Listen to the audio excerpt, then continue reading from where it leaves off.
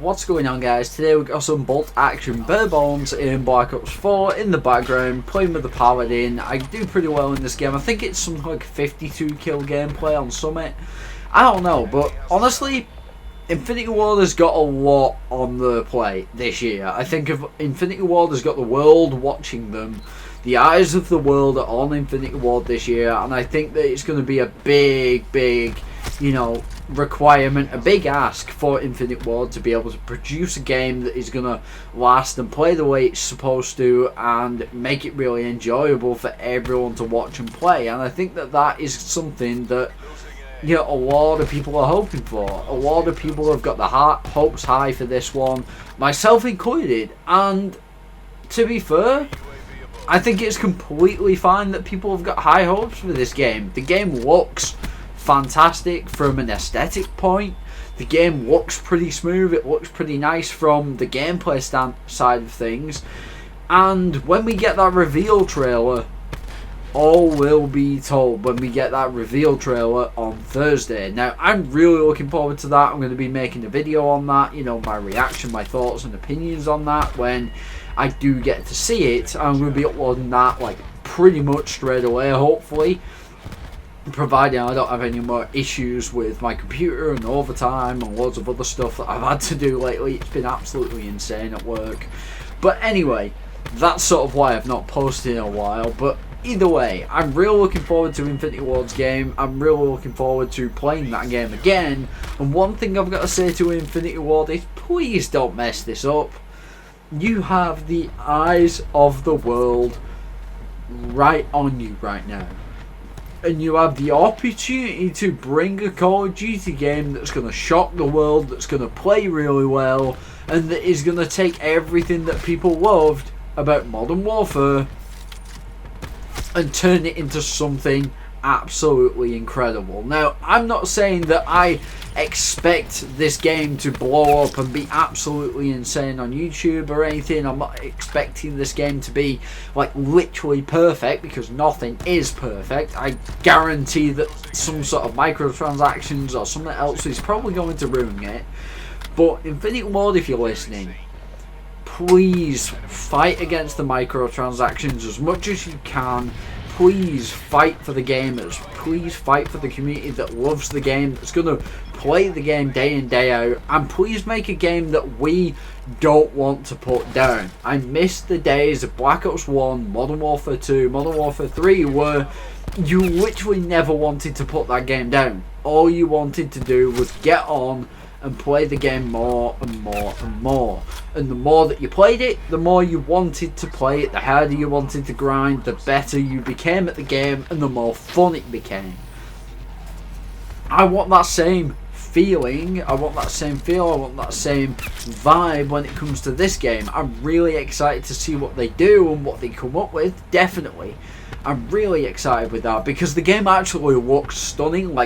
I really may even play it on PC just so I can crank the settings up to, 4K and everything like that. I think it's going to be an amazing game to watch. I think it's going to be an amazing game to play. I think, the competitive scene's probably going to be pretty interesting this year as well.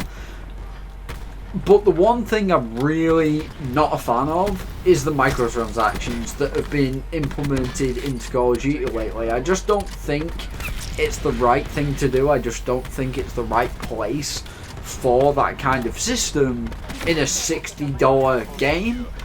But who am I to judge? They've been making these games for ages. They've been sort of doing this microtransaction system for a while now, and I think it is starting to kill the games off a little bit, because Black Ops 4, when it first came out, had so much potential, so much hype behind it, and the game was killed off within basically a few months because the lack of content, the lack of updates, this, that and the other. And then when the updates started coming and the content started getting there, guess what was in the way of the content for 99% of the people? Supply drops, microtransactions. And the issue with that is, how do you expect someone that doesn't play very often, like myself, to get any of the new weapons? Guess how many of the new weapons I have? 1. Guess what it is? Luckily for me, it was a Locust. I have used 1 reserve or 1 weapon bribe and I got the Locust. That is lucky as hell, and I'm really happy about the fact I got it. But if I'd have got any other weapon, I'd have been a bit devastated, to be honest, because obviously I like sniping so much. But the issue is that this shouldn't be a thing. In Infinite Warfare, and props to Infinity Ward during Infinite Warfare time, or Infinite Warfare's time, they made the game work for the player. They made the game work for the people that bought and played the game. The thing is, Modern Warfare has so much more hype around it. Infinite Warfare was basically a dead game on arrival, and the reason for that is that only the true Call of Duty fans bought and played that game. Anyone else saw the trailer, saw the amount of dislikes, and was like, I'm not touching that with a barge pole. And that's a big problem for a game that is a AAA title that's charging $60 and then charging $40 or whatever it is for a season pass that then splits the community up even more. The issue for me with that is that we already have a split player base at that point, because not everyone bought Infinite Warfare at that time. But the game was fun, the game was enjoyable for me, and the way that they handled the microtransaction system in that game was absolutely fantastic. It made sense. The way that they did that system made sense. You were able to earn it, or you were able to buy it. And the difference is, in Black Ops 4, you have to buy it regardless. You can't grind out 4 billion hours in Black Ops 4 and get every single weapon you want, because it's all randomly generated. It's all random. There is no real weapon bribe, because even the weapon bribe's random, and all that is another enticement to buy the weapons, to buy more weapons and buy more supply drops. That's all it is. It's an incentive from the game to be like, hey, you know what you should do? You should buy more supply drops so you can get the other weapons that you want. Here is a bribe that you can open to get a random weapon.